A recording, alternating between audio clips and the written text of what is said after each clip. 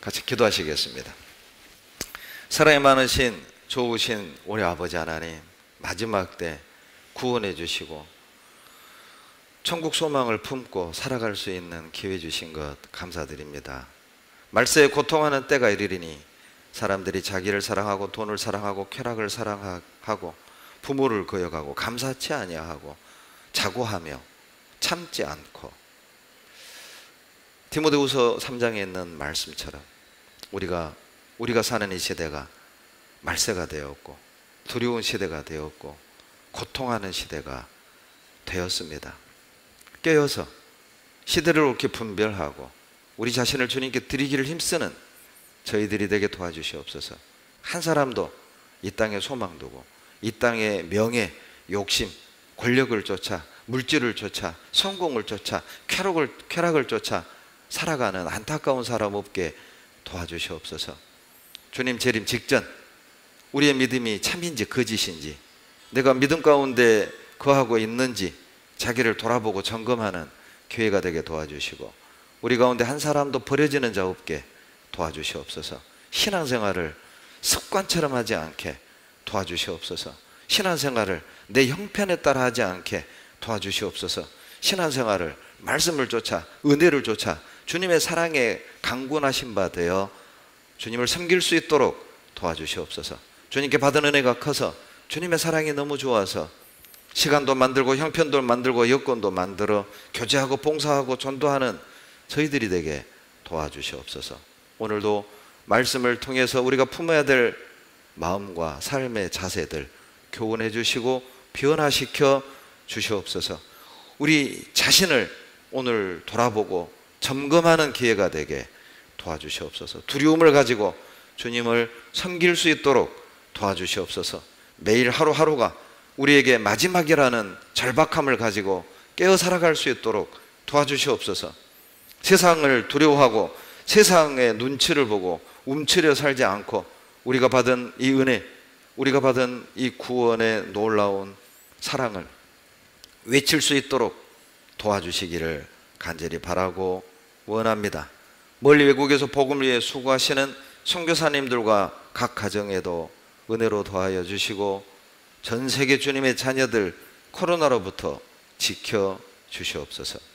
이 시간 성령께서 두루 역사하셔서 우리들의 마음과 생각 감동시켜 주시고 변화시켜 주시고 주님 뜻 가운데 인도해 주시옵소서. 우리를 사랑하시는 예수님 이름으로 감사하며 기도드렸습니다. 아멘. 여호수아 6장을 찾겠습니다. 여호수아 6장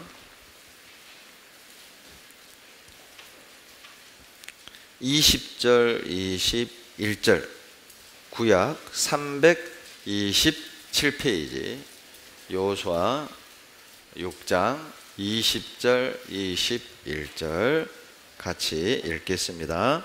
이에 백성은 외치고 제사장들은 나팔을 불매 백성이 나팔 소리를 듣는 동시에 크게 소리질러 외치니 성벽이 무너져 내린지라. 백성이 각기 앞으로 나아가 성에 들어가서 그 성을 취하고 성중에 있는 것을 다 멸하되 남녀노유와 우양과 나귀를 칼날로 멸하니라. 애굽에서 400년 노예 생활을 하고 하나님이 모세를 통해 이스라엘 백성들을 애굽에서 탈출시켰죠.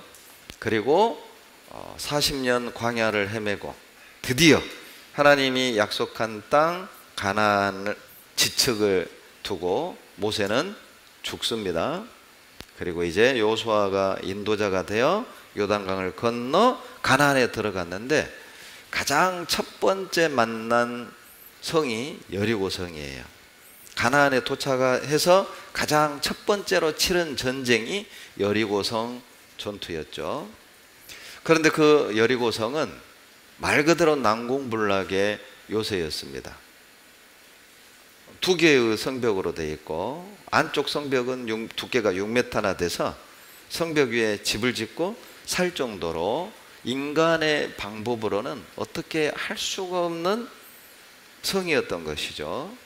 왜 하나님은 정말 이제 부푼 꿈을 안고 요단강을 건널 때 드디어 하나님이 약속한 젖과 꿀이 흐르는 가나안 땅, 이제 고생 끝 행복 시작이다, 이런 기대를 가지고, 이런 부푼 마음을 가지고 가나안에 들어온 이스라엘 백성에게 딱 버티고 있는 여리고성 전투를 왜 처음으로 싸우게 하셨을까?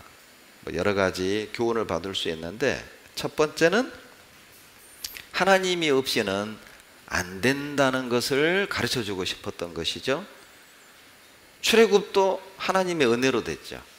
10가지 재앙, 그리고 홍해바다를 갈랐고, 또 가나안에 도착할 때까지도 불기둥, 구름기둥, 그리고 매일 만나를 내려주셨잖아요. 출애굽도 하나님의 은혜로 되는 것처럼 가나안 정복도 하나님의 은혜로만 된다는 걸 인식시켜 주시길 원했던 것이죠. 이제 가나안에 도착했으니까, 이제 젖과 꿀이 흐르는 땅이니까 우리가 농사 짓고 씨 뿌리고 밭 깔고 물 뿌리고 그리고 곡식을 이제 얻고, 이제 뭐 우리 노력과 우리 힘으로 잘 살 수 있겠다, 그게 아니라는 겁니다. 가나안에 들어가서도 하나님 없이는 안 된다는 걸 가르쳐 주고 싶었던 거예요. 우리에게 적용시키면 구원도 하나님의 은혜로 되는 것처럼 천국을 갈 때까지 신앙생활도 하나님의 은혜로만 된다는 걸 하나님이 가르쳐 주고 싶었던 것이죠. 그리고 또 하나, 왜 하나님이 어려운 전투를 첫 번째 전투로 그렇게 경험하게 하셨을까? 또 하나의 이유는 하나님이 정복하기 원했던 건 여리고성이 아니었어요. 여리고성 전투의 진정한 상대는, 싸움의 상대는 여리고 사람들이 아니라 바로 이스라엘 백성 자신이었다는 것이죠. 하나님은 여리고를 정복하려고 하신 것보다도 이스라엘 백성들의 마음을 정복하기 원하셨던 거예요. 그래서 여리고성을 정복하기 위한 방법을, 무기를, 식무기를 만들어라, 어떤 공성태를 만들어라, 그런 것들이 아니었잖아요. 그냥 입 다물고 하루에 한 바퀴씩 6일 동안 돌고 7일째는 7바퀴 돌고, 다 돌고 나면 악! 소리를 질러라. 그게 여리고성을 무너뜨리는 방법이었죠. 자, 그건 무엇을 의미합니까?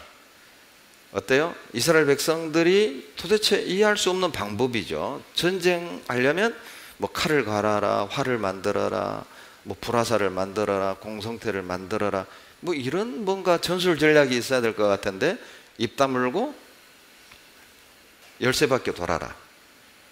이해할 수 없는 방법이잖아요. 그러나 이스라엘 백성들은 그대로 순종했고, 그리고 여리고를 무너뜨렸던 것이죠. 즉 무슨 뜻입니까? 여리고를 무너뜨리기 전 이스라엘 백성들은 자기를 먼저 무너뜨린 거예요. 무슨 짓이냐? 뭐 전쟁을 이런 식으로 해?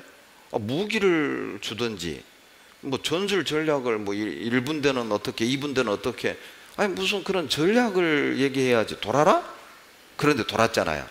소리 지르지 마라? 입 다물었잖아요. 13바퀴 때 소리 질러라? 소리 질렀잖아요.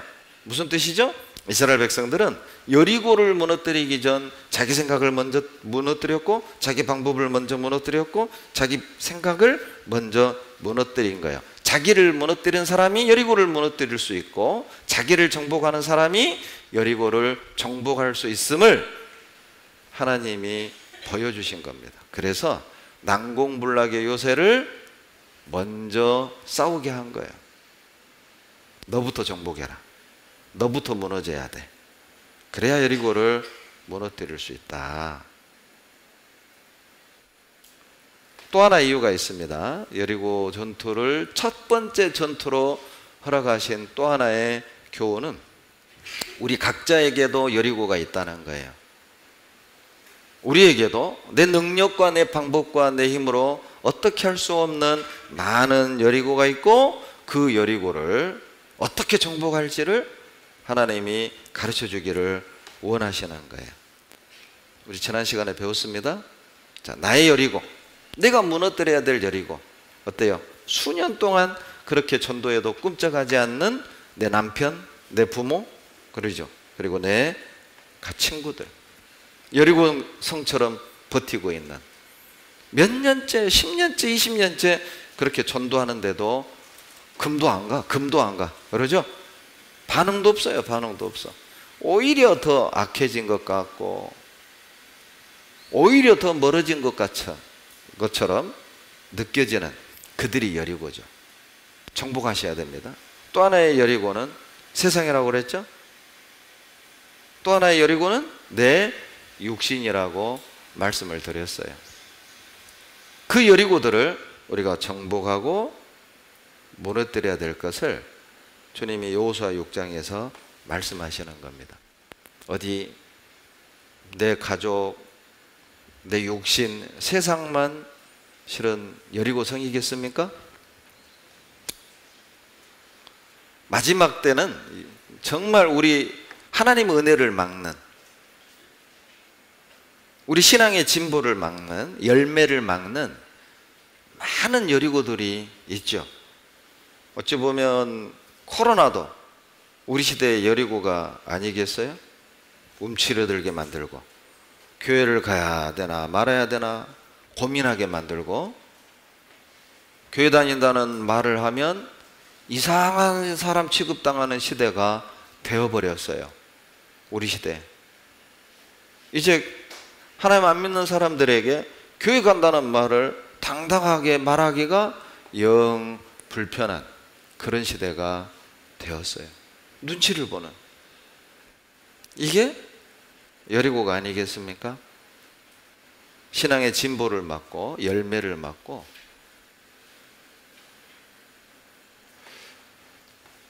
우리들의 기쁨을 막는, 하나님이 약속한 은혜를 막는 여리고가 우리 시대에 참 많아요. 자, 그렇다면 우리가 그 여리고들을 어떻게 정복하고 어떻게 무너뜨릴 것인가, 여호수아 6장 중심으로 다시 한번 정리해 보겠습니다. 자, 첫 번째, 여리고를 무너뜨리는 첫 번째 방법, 승리를 확신하라고 그랬죠. 승리를 확신하고 싸울 때 포기하지 않아요. 주님이 맡겼잖아요. 여호수아 6장에 여리고를 너희 손에 붙였으니, 주님이 붙이셨거든요. 이미 우리는 무너뜨릴 것을 알고, 우리가 승리할 것을 알고 전투에 임한다면, 때로는 실수할 수도 있고 때로는 내가 패배한 것처럼 느껴질 수도 있지만 포기하지는 않아요. 왜냐하면 승리를 확신하고 있으니까. 히브리서 11장 30절입니다. 히브리서 11장 30절. 11장 30절. 다 같이 읽겠습니다. 믿음으로 7일 동안 여리고를 두루 다니매 성이 무너졌으며. 자, 히브리서 11장 30절에 여리고를 무너뜨리는 아주 강력한 무기를 소개하고 있죠. 바로 화살도 아니고 대포도 아니고 칼도 아니고 무엇입니까? 믿음이었어요. 승리한다는 믿음이 승리하게 한다는 것이죠. 무너뜨린다는 그 믿음이 여리고를 무너뜨린다는 거예요. 자, 승리의 믿음이 없이는, 승리의 확신이 없이는 승리할 수 없다는 뜻이겠죠. 무너뜨릴 수 있다는 믿음이 없이는 그 여리고성을 무너뜨릴 수 없음을 히브리서 11장 30절에서 말씀하고 있는 거예요. 여리고를 무너뜨리는 건 믿음이었습니다. 그래? 하루에 한 바퀴씩 돌으라고? 7일째는 7바퀴 돌고 마지막에 악! 소리 지르라고? 그래? 그렇게 해보지. 그렇게 해보지 뭐. 그렇게 했어요. 그렇게 해서 무너졌어요. 그들의 믿음이 여리고를 무너뜨린 거예요. 그렇게 해보세요. 주님이 그렇게 말씀하셨다면 우리 그렇게 한번 해봅시다. 여리고를 무너뜨리고 승리하는 조건은 환경이 아니에요. 얼마나 많은 병력을 가지고 있는가, 얼마나 유능한 장군들을 보유하고 있는가, 얼마나 성능 좋은 대포나 무기를 가지고 있는가. 자, 그것이 여리고를 정복하고 못하고의 조건이 아니었다는 것이죠. 여리고를 정복할 수 있는 최대의 조건은 하나님의 약속을 믿는가 믿지 않는가였어요. 그것이 여리고를 무너뜨리고 무너뜨리지 못하는 절대적 조건이었음을 기억하셔야 됩니다. 사무엘상 17장 47절에 골리앗을 죽인 다윗이 블레셋과 이스라엘 백성을 향해 한 말이죠. 여호와의 구원하심이 칼과 창에 있지 아니함을 이 무리로 알게 하리라. 전쟁은 여호와께 속한 것이니 그가 너희를 우리 손에 붙이시리라. 그리고 블레셋을 정복합니다. 블레셋과의 전쟁에서 승리하죠. 전쟁의 승리의 조건은 얼마나 성능 좋은 칼, 얼마나 성능 좋은 방패, 무기를 가지고 있느냐, 그게 아니에요.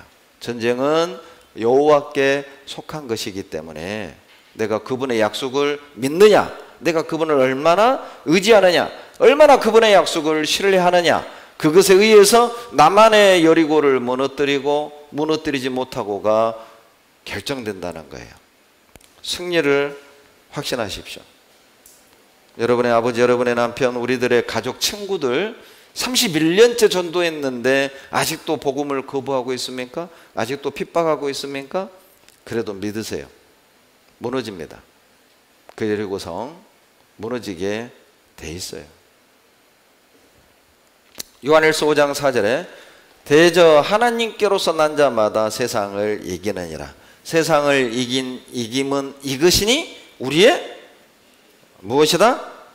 믿음이에요. 믿음. 우리의 믿음이 세상을 정복하게 하고 여리고성과 같은 육신, 여리고성과 같은 세상, 여리고성과 같은 나의 부모와 가족들의 마음을 무너뜨리는 거예요. 믿음 없이는 승리할 수 없습니다. 그 여리고를 무너뜨리기 원한다면 무너뜨린다는 믿음을 먼저 가지고 전투에 임하셔야 해요. 승리를 확신하십시오. 두 번째, 여리고를 무너뜨리는 방법은 기도하고 포기하지 마라. 우리 지난 2주 전 여리고를 무너뜨리는 쉽고도 확실한 방법 배웠죠. 자, 어떻게 하면 100% 여리고가 무너진다고요? 무너질 때까지 돌아라. 그러죠. 그러면 무너져요. 무너질 때까지 기도하세요.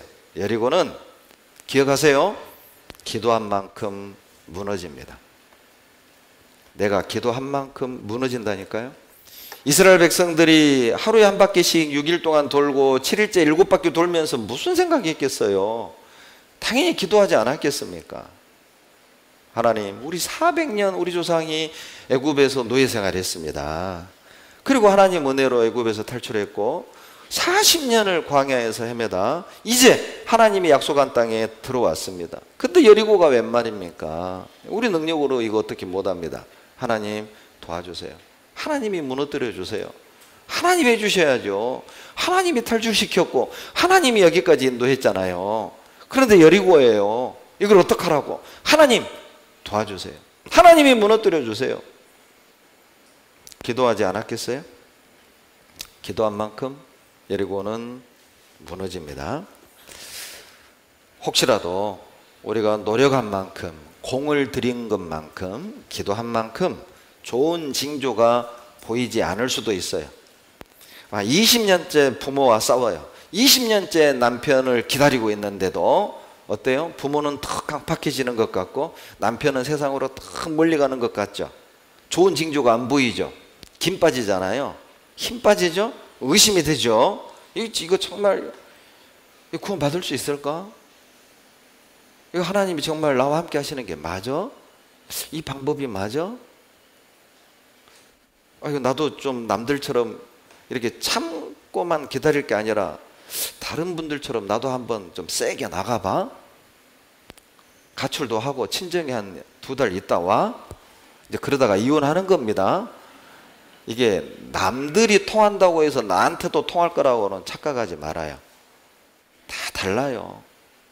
그런데 이제 답답하니까 기다릴 만큼 기다린 것 같고 내가 해볼 방법은 다 해본 것 같은데 이게 뭐 좋은 징조가 안 보여. 흔들리죠.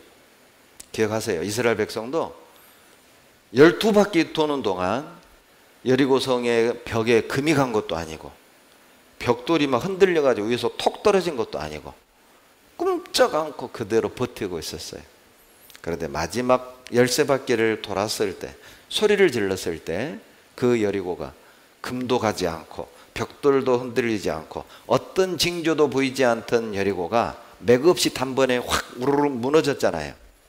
주님은 그렇게 역사하셔요. 그렇게 역사하시는 겁니다. 무너질 때까지 돌면 됩니다. 왜 구원을 못 받느냐? 구원을 못 받는 경우는 딱 한 가지 경우밖에 없어요. 우리가 포기할 때입니다.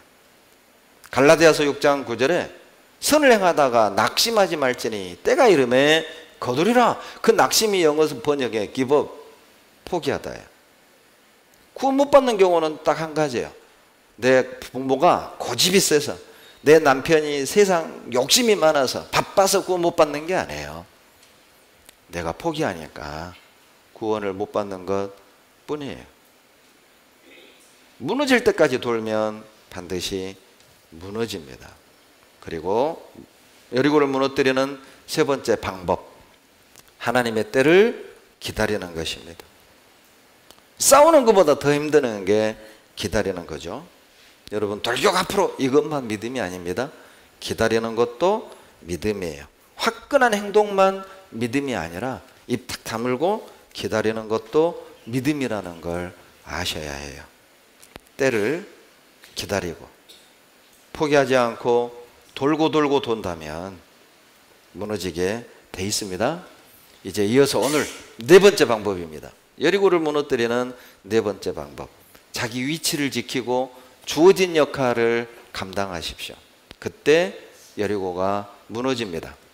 가정에서 아내로서의 위치, 남편으로서의 위치, 부모로서의 위치, 자식으로서의 위치, 교회 안에서의 주님의 자녀로서의 위치와 역할들이 있잖아요. 묵묵히 그 위치 지키고 그 역할에 최선을 다하신다면 무너지게 돼 있습니다. 여호수아 6장 12절로 13절입니다. 여호수아 6장 12절로 13절.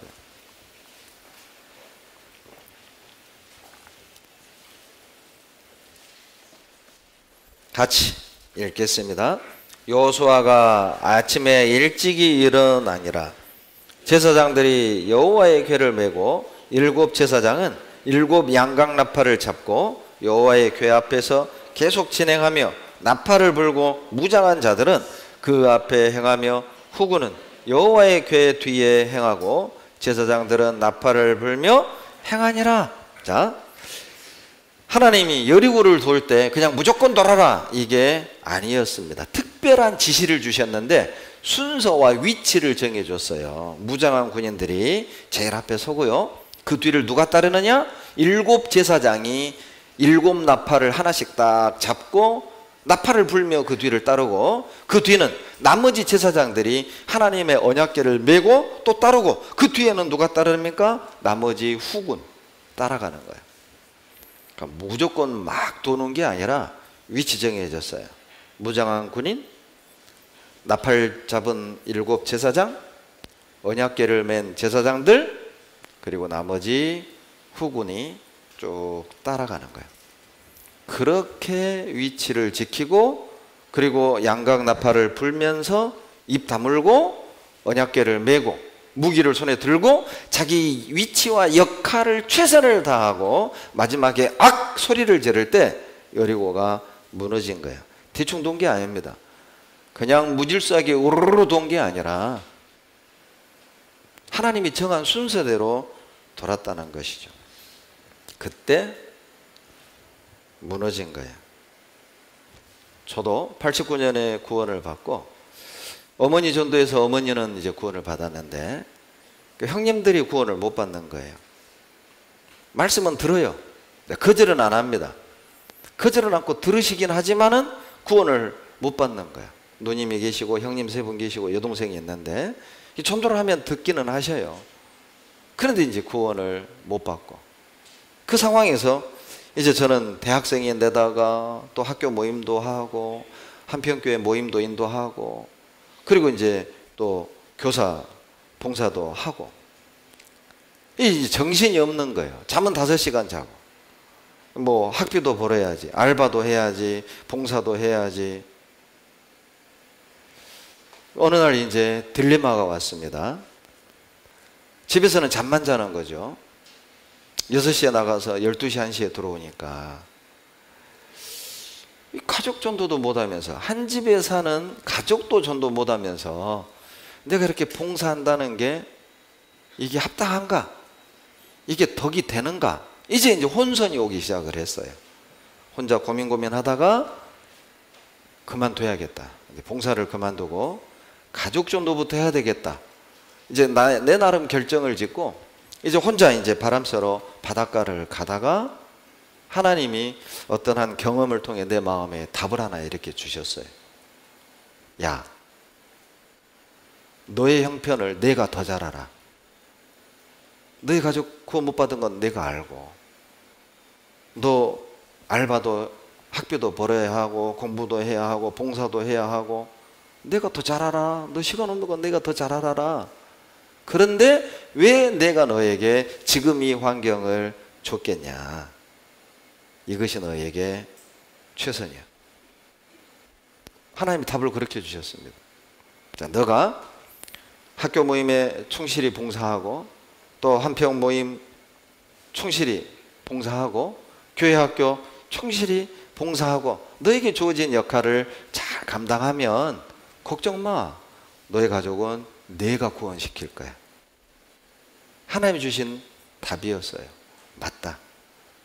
나에게 무엇이 필요한지를 우리 주님이 제일 잘 아시는데 이렇게 가족 얼굴 볼 시간도 없고 같이 밥 먹을 시간이 없을 정도로 하나님이 나를 바쁘게 하신다면 주님이 내게 주신 교회 안에서의 위치와 역할을 최선을 다할 때 하나님이 내 가족 책임져 주실 거예요.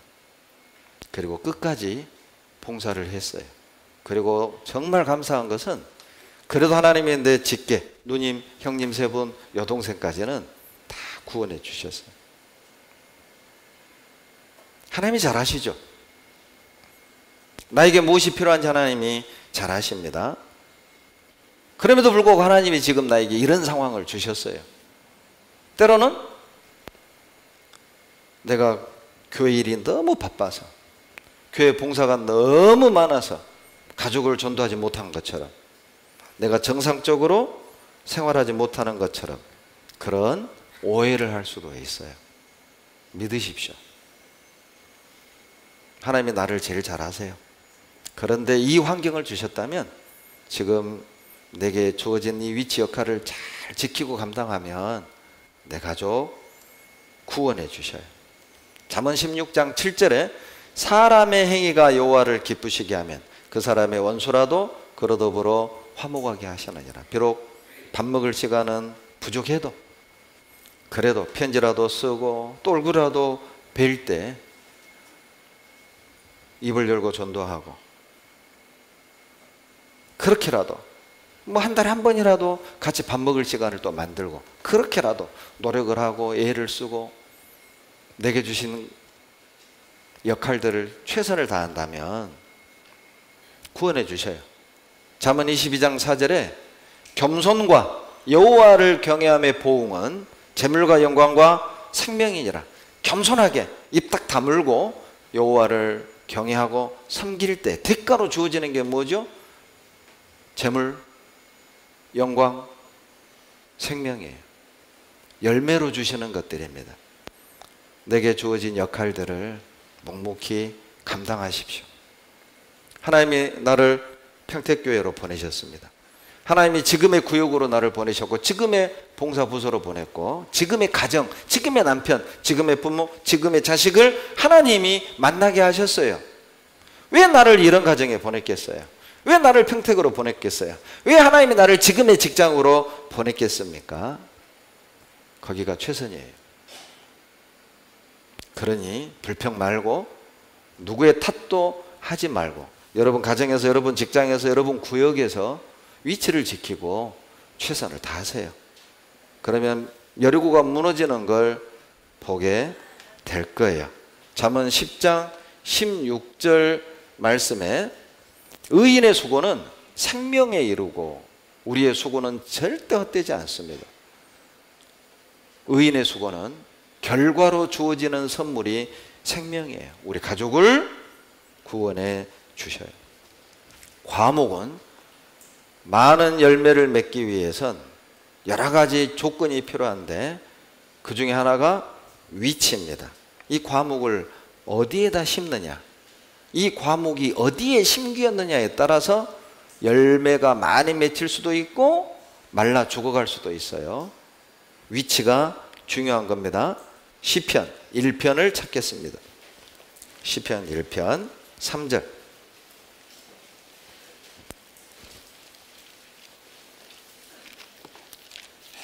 시편 1편 3절 같이 읽죠. 저는 시냇가에 심은 나무가 시절을 쫓아 과실을 맺으며 그 잎사귀가 마르지 아니함 같으니 그 행사가 다 형통하리로다. 시냇가에 심은 나무라고 되어 있는데 원어는 시냇가에 심기워진 나무 이렇게 되어 있어요. 타인에 의해 누군가에 의해 원래는 사막에 있었는데 원래는 물 없는 곳에 있었는데 뽑아가지고 시냇가에다가 옮겨 심은 거예요. 우리잖아요. 우리는 어때요? 사막과 같은 소망 없는 세상에서 유리방황하고 살 때 주님께서 우리를 뽑아다가 말씀이 있는, 구원이 있는, 성령이 역사하는 이곳에 심어놨잖아요. 시냇가에 심기워진 이 나무는 어떻게 되어 있습니까? 시절을 쫓아 과실을 맺게 되어 있어요. 때가 되면 과실을 맺는다 그 말이죠. 잎사귀는 마르지 않습니다. 3절 후반부에 행사가 다 형통한다고 되어 있잖아요. 과실을 맺기 위해 정말 중요한 건 위치입니다. 내가 어디에 심겨져 있느냐, 내가 어디에 있느냐. 그런데 여러분 이 나무를요 자주 옮겨 심으면 이파리 다 떨어져 몸살합니다. 나무가 몸살하는 거 보셨어요? 나무를 자주 옮겨 심으면 몸살하다가 이파리 다 떨어뜨리고 죽어요. 자주 옮기지 마세요. 하나님이 옮겨 심은 그곳에 묵묵히 뿌리를 내리고 때가 되면 과목을 맺게 돼 있고 잎이 마르지 않아요. 자, 저 사막에 있는 저 들판에 있는 나무는 가물 때 말라 죽지만 시냇가에 있는 나무는 가물어도 잎이 청청하다니까요. 시냇가에 있는 나무는 코로나가 와도 잎이 청청하다니까요. 말씀이 있고 교제가 있고 주님의 성령이 역사하는 그곳에 마음의 뿌리를 두고 있는 사람은 이 세상에 어떤 무서운 두려운 당황스러운 사건들이 벌어져도 잎이 푸르를 수밖에 없어요. 내 마음의 뿌리가 어디에 내려져 있습니까? 하나님이 나를 지금 이곳에 심으셨어요. 지금 여러분 가정에 여러분을 심었고 평택교회 여러분을 심었고 여러분 직장에 여러분을 심었습니다. 하나님이 심으셨어요. 그걸 기억하셔야 됩니다. 시편 92편 12절로 14절.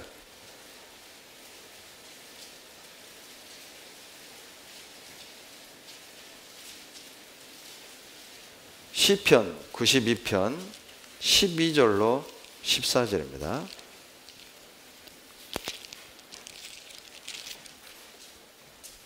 같이 읽겠습니다. 의인은 종려나무같이 번성하며 레바논의 백향목같이 발육하리로다. 여호와의 집에 심겼으며 우리 하나님의 궁정에서 흥왕하리로다. 늙어도 결실하며 진액이 풍족하며 빛이 청청하며. 자 보세요. 12절에 보면 번성하며 발육하고 13절에서는 흥왕하고 14절에서는 늙어도 결실하고 진액이 풍족하고 빛이 청청하고. 엄청나죠? 좋은 말은 다 갖다 썼죠? 그러죠? 근데 누구냐? 도대체 누가 번성하고 발육하고 흥왕하고 늙어도 결실하고 진액이 풍족하고 빛이 청청하냐?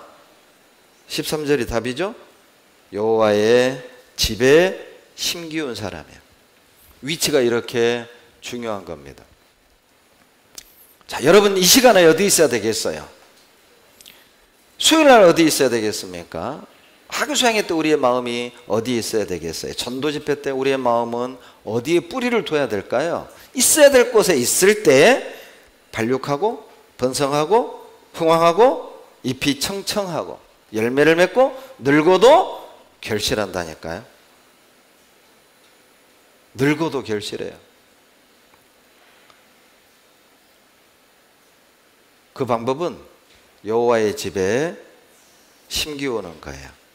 아무나 번성하고 아무나 발육하고 아무나 흥황하고 아무나 늙어도 결실하는 게 아니에요. 여호와의 집에 심긴 자만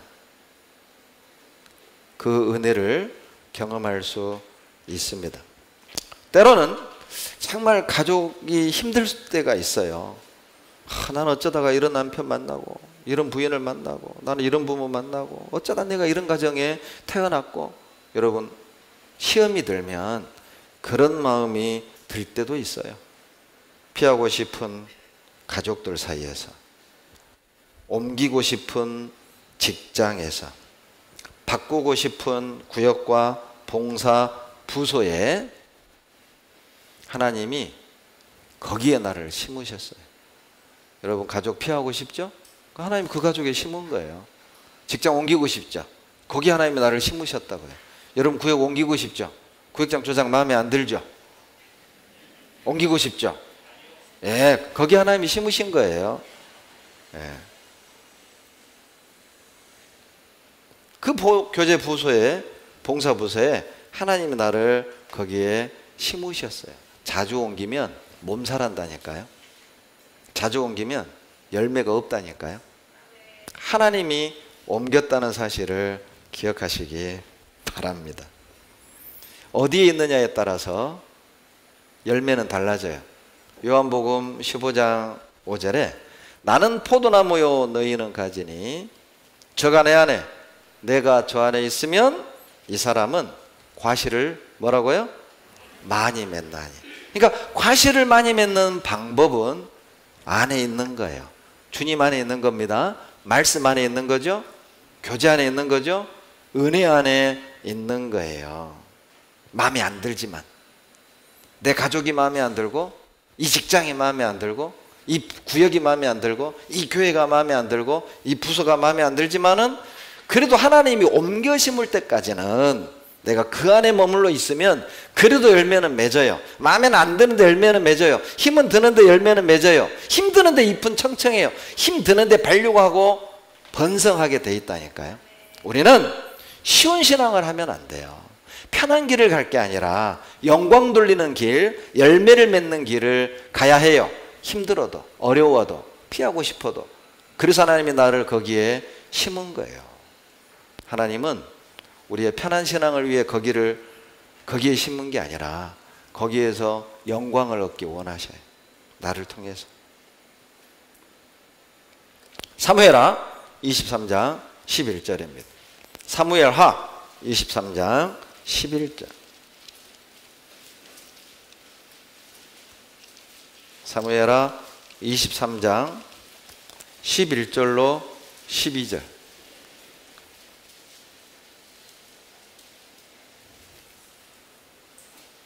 같이 읽겠습니다.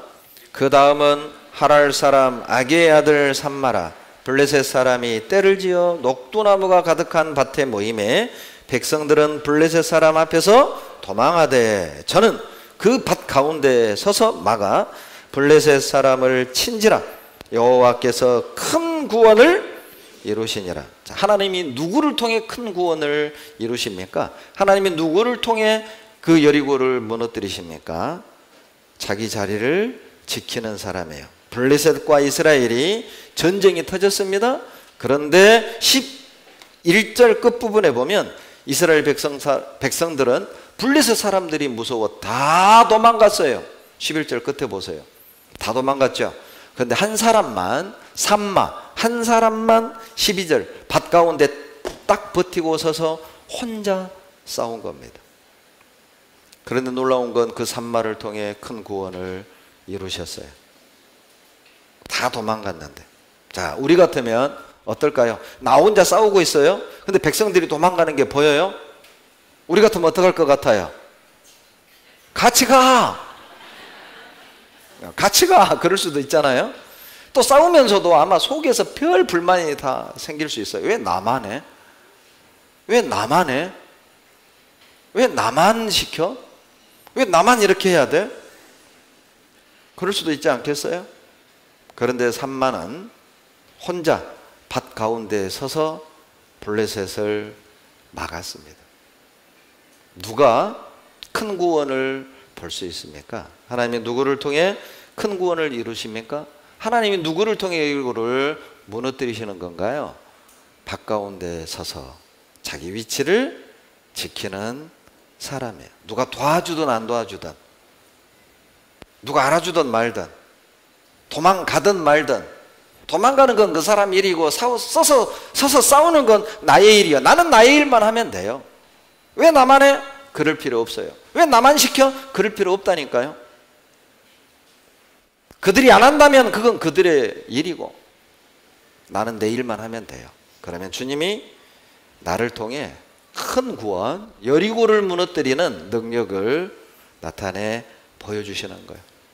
마치 제가 이 말씀을 읽는데 코로나 앞에서 도망가되 이렇게도 교훈이 되더라고.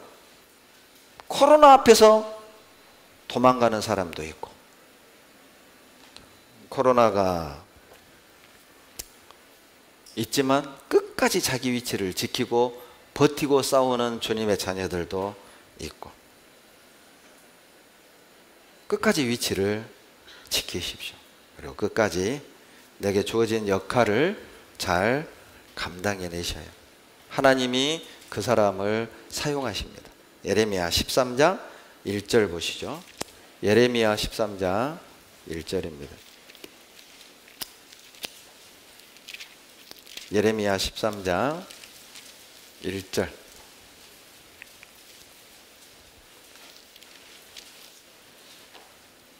같이 읽겠습니다. 여호와께서 이같이 내게 이르시되 너는 가서 뱃띠를 사서 내 허리에 띠고 물에 두지 말라 하시기로. 여러분, 허리띠는 어디에 있어야 돼요? 허리에 있어야죠. 그러죠. 허리띠는 허리에 있는 거예요. 여러분, 허리가 어디죠? 허리띠가 있는 곳이 허리죠. 그런데 이 배로 된 허리띠를 사가지고요, 어떻게 하라고 했냐면 저 바위 틈 사이에 넣어놔라 이렇게 얘기하신 거야. 그리고 수일 뒤에 그 바위 틈 속에 넣어놨던 배로 된 허리띠를 딱 빼서 봤더니 다 썩었네? 썩어서 쓸 수가 없어요. 이게 어떤 비유입니까? 하나님이 정한 위치를 떠난 이스라엘 백성들에게 내려질 심판을 뱃띠로 설명하신 거예요. 여러분, 자기가 있어야 될 위치에 있지 않으면 쓸모가 없다는 겁니다. 쓸모가 없어요. 버려지는 사람이 될 것을 하나님이 뱃띠로 말씀하시는 거예요. 띠는 허리에 있어야 합니다. 허리띠는 허리에 있어야 해요. 그래야 오래 쓰죠? 구원받은 사람은 어디에 있어야 할까요? 7절 보시죠. 7절. 예레미야 13장 7절 같이 읽습니다. 내가 유브라데로 가서 그 감추었던 곳을 파고 띠를 취하니 띠가 썩어서 쓸데없이 되었더라. 쓸데없이 되었더라. 동그라미 해보세요. 쓸데없이 되었더라. 위치를 떠난 뱃띠 쓸모 없습니다. 썩어버렸어요. 더 이상 사용할 수 없어요. 있어야 될 곳에 있지 않는 사람들은 죄송한데 쓸모 없습니다. 교만한 사람은 쓸모 없습니다. 말씀 듣기 싫어하는 사람은 쓸모 없습니다. 세상에 묻혀 사는 사람은 쓸모 없다니까요. 4절 보세요. 13장 4절 같이 읽습니다. 너는 가서 허리에 띈 띠를 가지고 일어나 유브라데로 가서 거기서 그것을 바위 틈에 감추라 하시기로. 허리에 있는 허리띠를, 배로 된 허리띠를 유프라테스 강가에 있는 바위 틈에다가 집어넣어라. 이게 뭐예요? 세상에 묻혀 사는 사람이죠.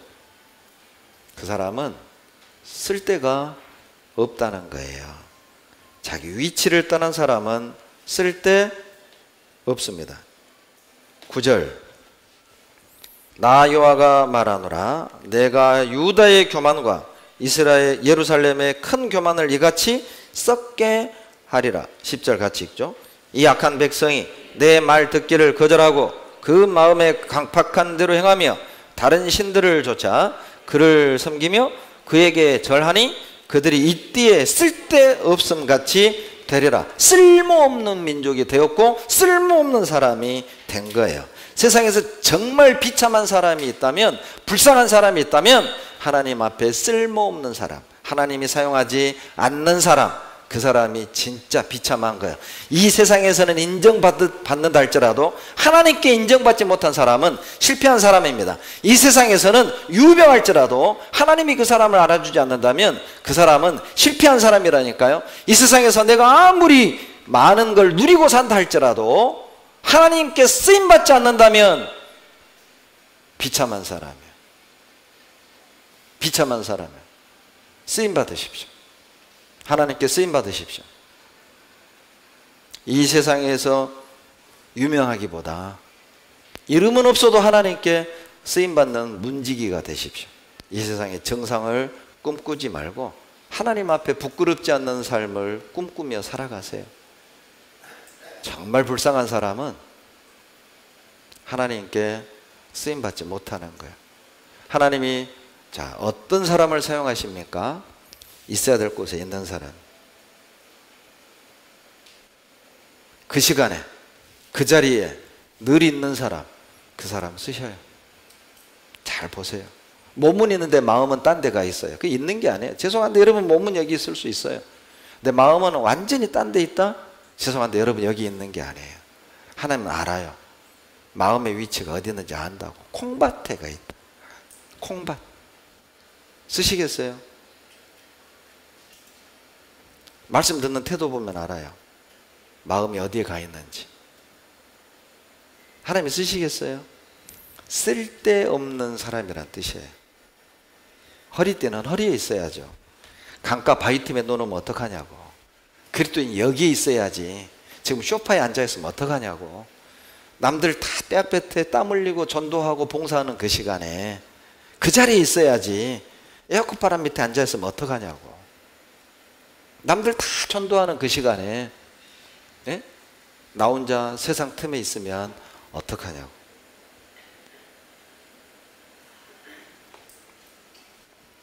배띠가 허리에 붙어 있을 때 썩지 않고 쓸모 있는 것처럼 우리 위치에 있어야 될 곳에 있을 때 하나님이 우리를 통해서 여리고를 무너뜨리셔요. 위치와 역할에 최선을 다하십시오. 5번째 방법입니다. 여리고를 무너뜨리는 5번째 방법, 순종할 때 무너집니다. 여호수아 6장 10절입니다. 여호수아 6장 10절.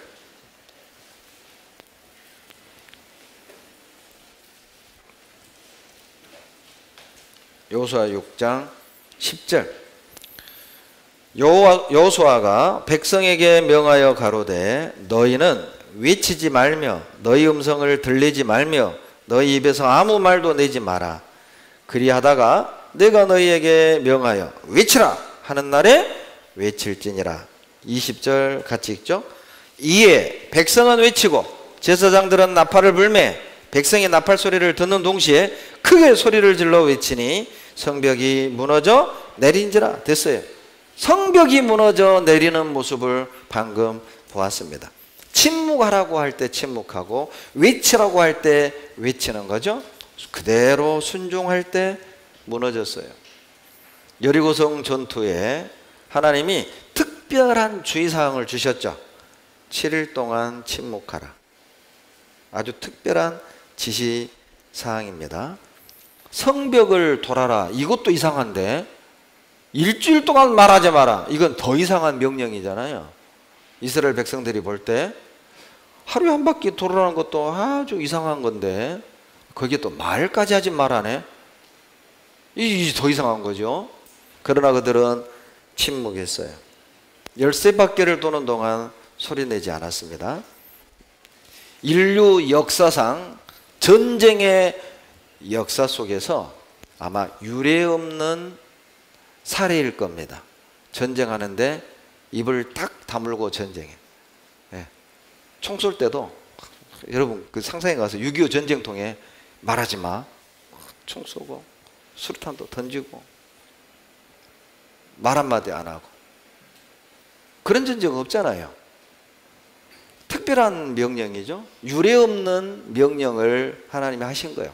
그러나 이스라엘 백성들은 그대로 순종했습니다. 이유가 있어요. 왜 침묵을 하고 있을 것 같아요?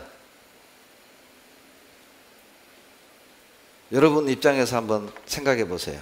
왜 침묵하라고 했을까? 그럼 반대로 생각해 보시면 답이 쉬워요. 반대로 마음껏 말하도록 내버려 뒀으면 어떻게 했을까요? 여러분이 생각해도 답이 나오죠. 40년 동안 얼마나 불평불만뿐이었습니까? 만나를 먹으면서도 만나밖에 없네 이런 사람들이었잖아요. 그런데 만약 말하도록 내버려 뒀다면 돌면서요 별의별 불평을 다 했을 거예요. 그러죠? 돌면서 야 이거 말이 되냐? 무슨 성을 정복하는데 돌아. 화를 쏘든지 뭐 성을 무너뜨리는 무기를 좀 주시든지 그런 얘기를 여리고 사람들이 안 듣겠냐고요. 그 전쟁을 이기겠어요? 입을 딱 다물게 한 겁니다. 별의별 불만이 다 터져 나왔을 거예요. 만약 말하도록 내버려 뒀다면 침묵하게 하신 거예요. 오히려 여러분 말하는 게 더 어려워요? 말 안 하는 게 더 어려워요? 좀 묘하죠? 여러분 마스크 쓰고 있는 게 얼마나 어려워요? 그러죠?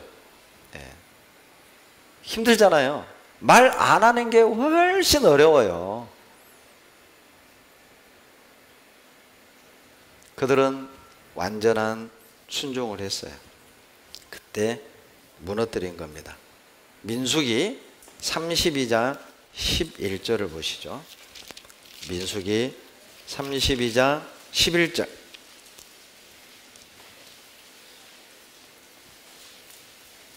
같이 읽겠습니다. 애굽에서 나온 자들의 20세 이상으로는 한 사람도 내가 아브라함과 이삭과 야곱에게 맹세한 땅을 정령이 보지 못하리니 이는 그들이 나를 온전히 순종치 아니었습니다. 한번 걸러냈죠. 여리고 전투 이전 하나님께 순종하지 못했던 출애굽 20세 이상의 남자들은 전부 다 광야에서 죽고 가나안에 들어가지 못했어요. 원인이 무엇입니까? 불순종이었습니다. 순종하지 않는 사람은 실패할 수밖에 없음을 보여주는 거예요.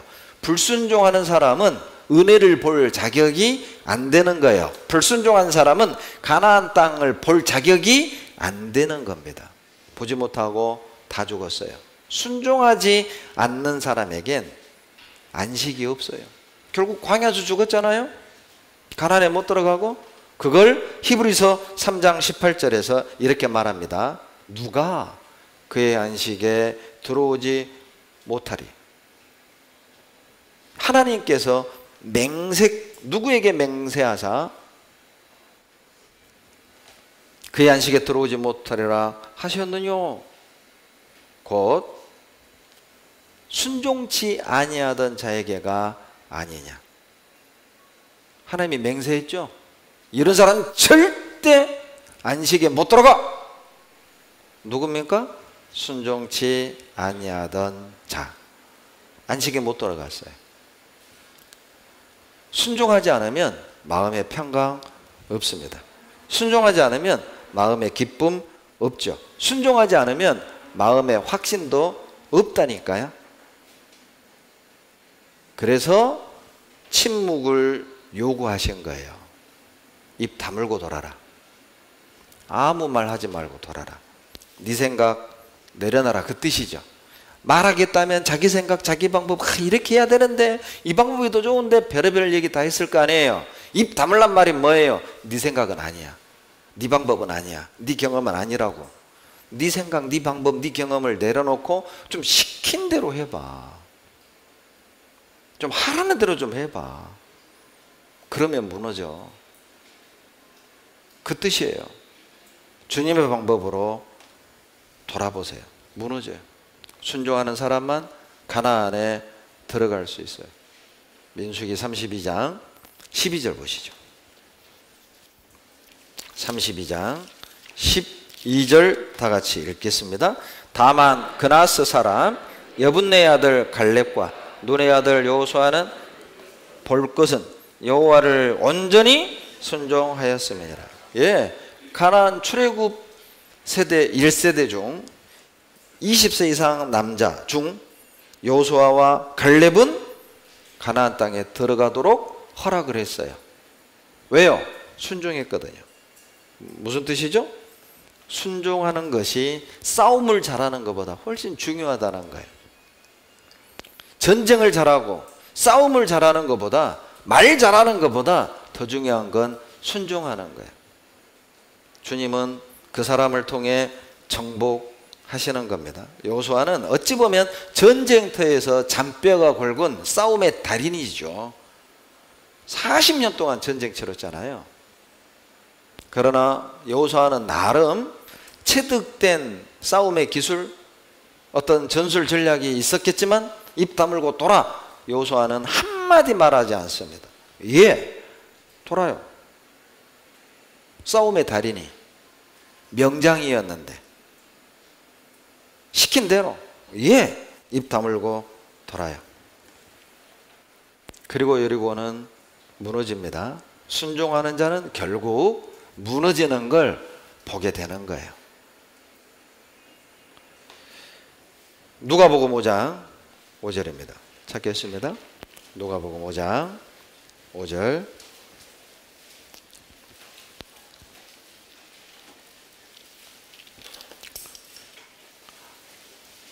누가복음 5장 5절 같이 읽겠습니다.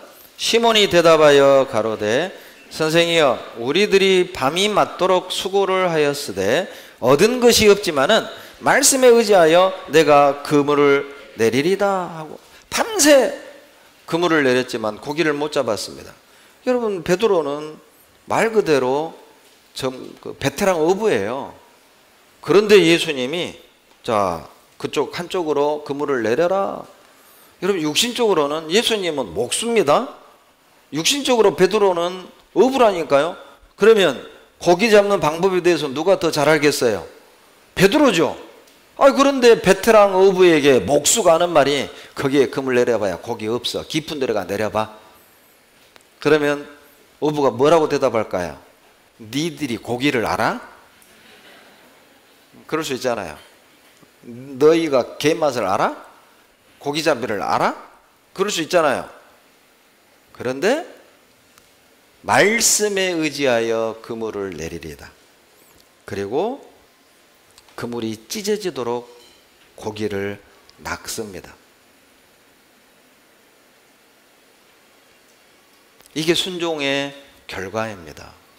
베드로는 어찌 보면 계절 따라 어떤 고기가 어떤 경로로 이동하는지 갈릴리 바다에 대해서 다 알고 있어요.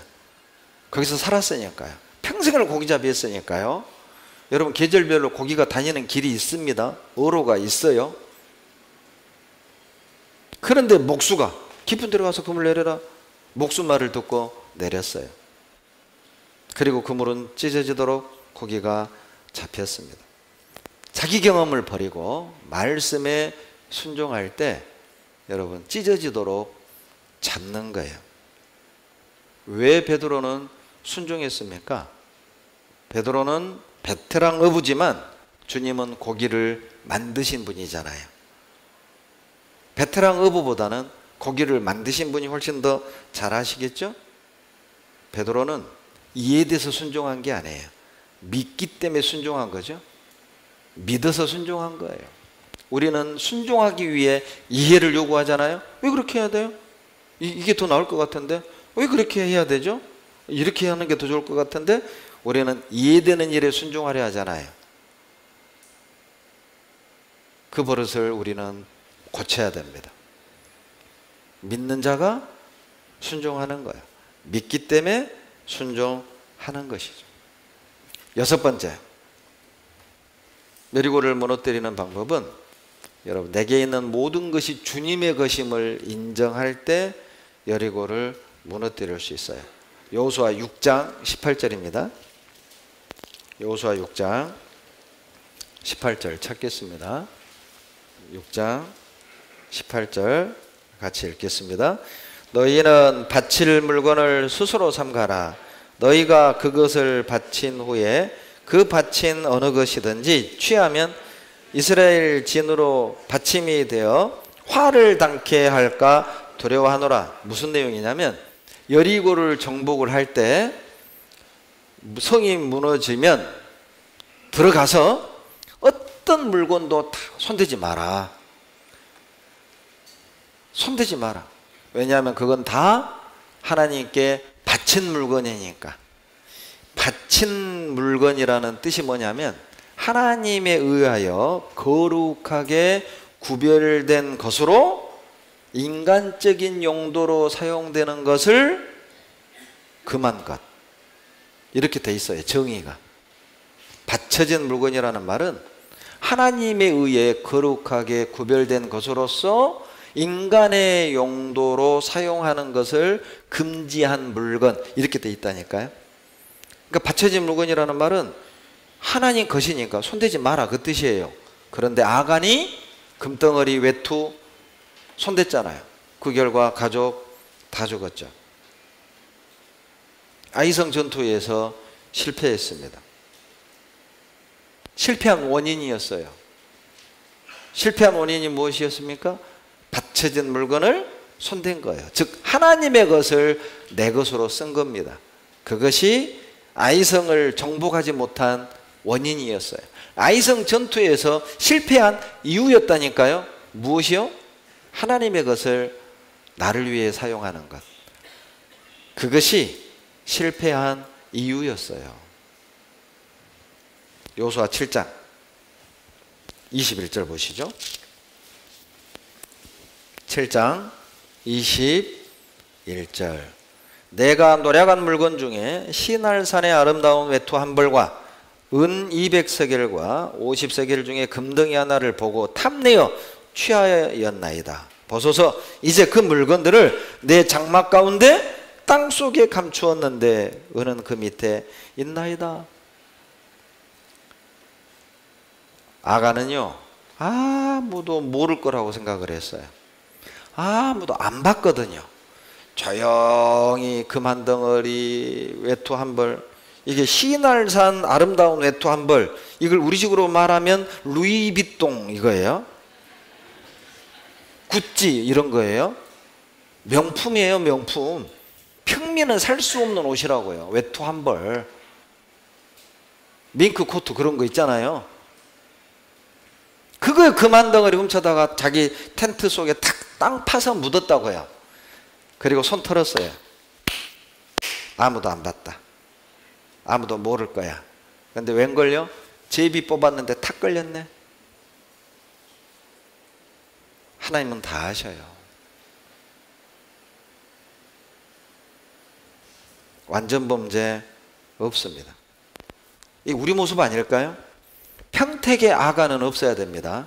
왜 우리 교회가 전도가 안 될까? 혹 우리 중에 아간이 있을 수 있다. 왜 우리 가족 전도가 안 될까? 우리 가족 중에 아간이 있을 수 있다. 왜 우리 구역은 전도가 안 될까? 그 구역에 아간이 있을 수 있어요.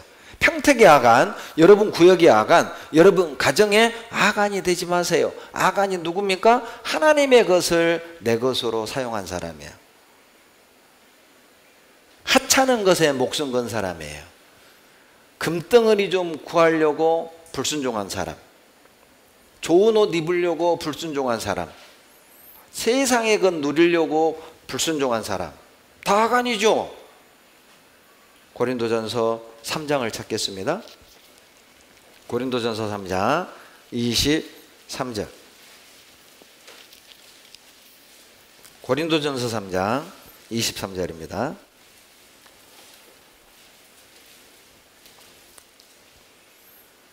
같이 읽겠습니다. 너희는 그리스도의 것이요 그리스도는 하나님의 것이니라. 우리는 예수님의 것이에요. 너희는 그리스도의 것이라는 이 말이 무슨 뜻일까요? 내가 가지고 있는 가정, 직장, 건강, 물질, 시간 모든 게 다 주님 겁니다. 그렇다면 주님의 영광을 위해 드려져야 되지 않을까요? 주님의 것인데 내 욕심을 채우고 내가 하고 싶은 일에 시간과 물질과 젊음과 내 모든 것들을 사용한다면 죄송합니다. 아간입니다. 그 아간 때문에 가족 전도가 안 되고 그 아간 때문에 구역의 전도가 안 되고 그 아간 때문에 실패하는 거예요. 기억하세요? 우리는 하나님의 것입니다. 6장 고린도전서 6장 19절 6장 19절 20절 너희 몸은 너희가 하나님께로부터 받은 바 너희 가운데 계신 성령의 전인 줄 알지 못하느냐? 같이 읽죠? 너희는 너희의 것이 아니라 값으로 산 것이 되었으니 그런즉 너희 몸으로 하나님께 영광을 돌리라. 너희 몸으로 하나님께 영광을 돌리라. 이 말씀에 떳떳하십니까? 이 말씀에 당당하십니까? 너희 몸으로 하나님께 영광을 돌리라. 자, 어때요? 예! 저는 그렇게 살았습니다. 말할 수 있으십니까? 하나님의 것 하나님께 드리면 무너지게 돼 있어요. 여리고를 무너뜨리는 방법은 하나님의 것 하나님께 드리시면 돼요. 또 하나 7번째 여리고를 무너뜨리는 방법은 죄의 뿌리를 제거하는 것입니다. 죄를 뿌리채 뽑으면 여리고 무너집니다. 여호수아 6장 21절을 찾겠습니다. 여호수아 6장 21절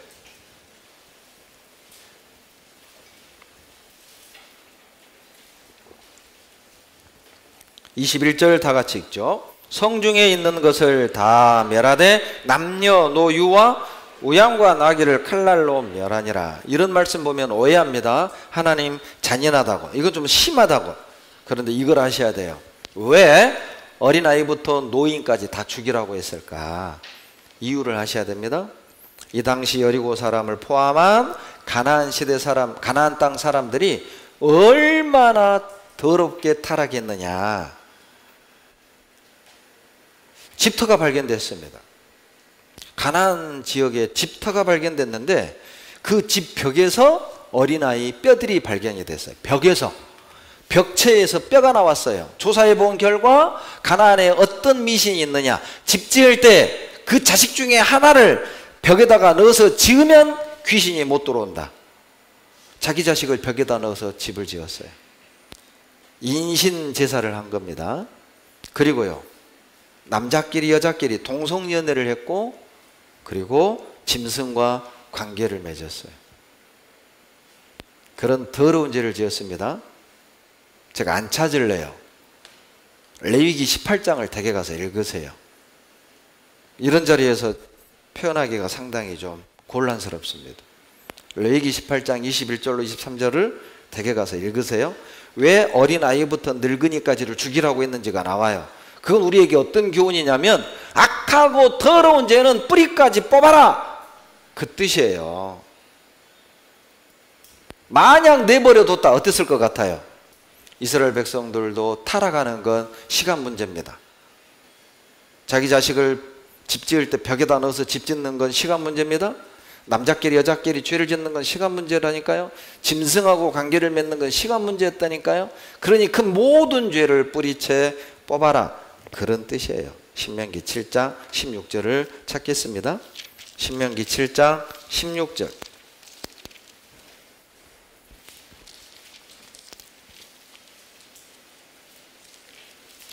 (7장 16절) 내 하나님 여호와께서 내게 붙이신 모든 민족을 내 눈이 긍휼히 보지 말고 진멸하고 그 신을 섬기지 말라. 다 같이 읽을까요? 그것이 내게 올무가 되리라. 그래서 어린아이부터 노인까지를 싹 죽이라고 한 거예요. 신명기 9장을 찾겠습니다. 9장 4절. 내 하나님 여호와께서 그들을 내 앞에서 쫓아내신 후에 내가 심중에 이르기를 나의 의로움을 인하여 여호와께서 나를 이 땅으로 인도하여 들여서 그것을 얻게 하셨다 하지 마라. 실상은 이 민족들이 악함을 인하여 여호와께서 그들을 내 앞에서 쫓아내심이니라. 착각하지 말라는 거야. 우리가 의로우니까 가나안 땅 주셨다. 너희들 착각하지 말어. 가나안 사람들이 워낙 악하고 더러웠기 때문에 그들을 쫓아낸 것이다. 그러니 어린아이부터 노인까지 싹 진멸하고 어떤 죄도 배우지 마라. 우리식으로 말한다면 죄는 뿌리까지 뽑아라.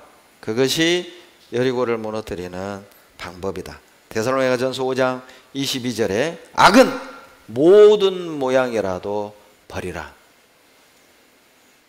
신명기 7장 16절을 신약에서 찾으라 한다면 데살로니가전서 5장 22절입니다. 악은 모든 모양이라도 버리라. 이것이 신약의 신명기 7장 내용인 거예요. 남녀노유를 진멸하라. 악은 모든 모양이라도 버리라. 그리고 8번째입니다. 여리고를 무너뜨리는 8번째 방법은 임마누엘을 기억하는 거예요. 하나님이 나와 함께 하신다. 이 사실을 기억하면 무너뜨릴 수 있어요. 여호수아 1장입니다. 여호수아 1장 9절. 여호수아 1장 9절. 같이 읽겠습니다. 내가 내게 명한 것이 아니냐. 마음을 강하게 하고 담대히 하라. 두려워 말며 놀라지 말라. 내가 어디로 가든지 내 하나님 여호와가 너와 함께 하느니라 하시니라. 왜 이런 말씀을 하셨을 것 같아요? 1절을 보셔야 됩니다. 여호수아 1장 1절에 보시면 모세가 죽었어요. 아버지 같은 모세가 죽었습니다. 홍해바다를 갈랐던 모세가 죽었어요. 하나님이 엄청난 기적과 능력을 베풀게 했던 모세가 죽었어요. 여호수아를 통해서는 한 번도 기적이 나타난 적이 없어요.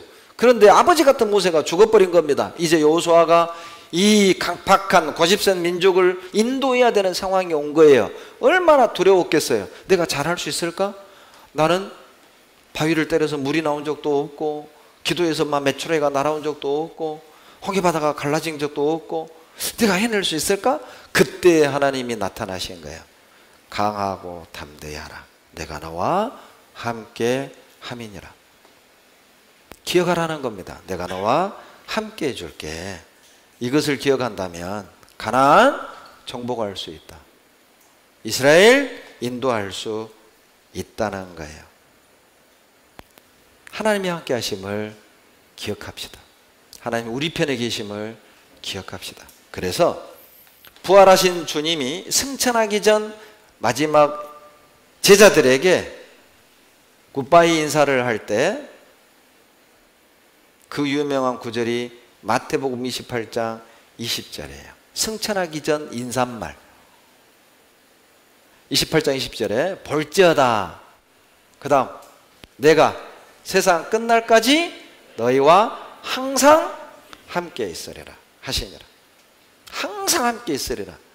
부활하신 주님이 제자들을 이 땅에 남겨놓고 했던 인사말입니다. 내가 너와 함께 하겠다. 그러니 너희는 가서 모든 족속으로 제자를 삼아 아버지 아들과 성령의 이름으로 세례를 주고 내가 너에게 분부한 모든 것을 가르쳐 지키게 하라. 볼지어다 내가 세상 끝날까지 너희와 항상 함께 있으리라. 걱정 말고 해. 걱정 말고 모든 민족에 가서 제자를 삼아라. 걱정 말고 가서 아버지 아들과 성령의 이름으로 세례를 주고 제자 삼아라. 내가 너와 항상 함께 하마. 이 말씀만큼 위로되는 말씀은 없죠. 항상 함께 있으리라. 여러분, 이 약속이면 두려움 이기기에 충분하죠. 항상 너희와 함께 있으리라. 염려를 떨쳐버리기에 충분하잖아요. 항상 너희와 함께 있으리라. 다시 일어서서 다시 시작하기에 이 약속 충분하지 않습니까? 항상 너와 함께 있으리라. 주님을 위해 헌신하기에 충분한 약속이죠. 항상 너와 함께 있으리라. 죄와 구별되기에 충분한 말씀이죠. 항상 함께 있으리라. 교회 안에 머물러야 될 합당한 이유이지 않습니까? 항상 너희와 함께 있으리라. 교회 질서에 순종하기에 충분한 말씀이죠. 항상 너희와 함께 있으리라. 우리가 협력하고 하나 돼야 될 충분한 동기가 되지 않습니까? 항상 너희와 함께 있으리라. 이거면 여리고 무너뜨릴 수 있어요. 여리고성과 같은 내 부모, 내 남편, 내 가족, 내 육신, 이 세상 무너뜨릴 수 있어요. 하나님이 나와 함께 하십니다. 그래서 여리고 전투 전 주님이 여호수아를 만나 주신 거예요. 6장의 여리고 전투죠. 전투전 5장 마지막 절을 찾겠습니다. 마지막 절 5장 14절을 찾겠습니다. 여호수아 5장 14절 같이 읽겠습니다. 그러나 그가 가로되 아니라 나는 여호와의 군대 장관으로 이제 왔느니라. 여호수아가 땅에 엎드려 절하고 가로되 나의 주여 종에게 무슨 말씀을 하려 하시나이까. 6장의 여리고 전투를 앞두고 하나님이 여호수아를 만나 주신 거예요. 바짝 엎드렸죠. 무슨 말씀 하시렵니까? 내가 너와 함께 한단다. 하나님이 함께 하신다는 약속의 증거로 직접 찾아와 주신 거예요. 이제 이 여리고는 이미 무너진 겁니다. 이 순간부터 주님이 여호수아와 함께 하고 있잖아요. 이미 끝난 게임이죠. 주님이 나와 함께 하는데 누가 나를 이기겠어요? 주님이 나와 함께 하는데 내 앞에 어떤 여리고가 버틸 수 있겠습니까? 우리가 여리고를 무너뜨리는 방법을 배웠습니다. 여리고성과 같은 이 세상, 여리고성과 같은 내 가족들, 여리고성과 같은 내 육신, 오늘 주님이 주신 교훈처럼 이 방법으로 우리 정복하고 승리하는 간증이 우리 형제자매들 입술에서 많이 나왔으면 좋겠습니다. 기도하겠습니다. 사랑이 많으신 우리 아버지, 감사와 찬양과 영광을 우리 주님께만 돌립니다. 하나님의 은혜를 가로막는 많은 여리고 성들이 우리 앞에 놓여 있지만 뒤로 물러가지 않는 것은, 포기하지 않는 이유는 주님이 우리와 함께 하시며 우리가 온전히 순종할 때 주님께서 무너뜨려 주실 것을 믿기 때문입니다. 우리가 믿음을, 승리를 믿고 믿음을 가지고 포기하지 않고 묵묵히 그 여리고성 주변을 돌면서 승리의 간증을 우리가 할 수 있도록 도와주시옵소서. 우리를 사랑하시는 예수님 이름으로 감사하며 기도드렸습니다. 아멘.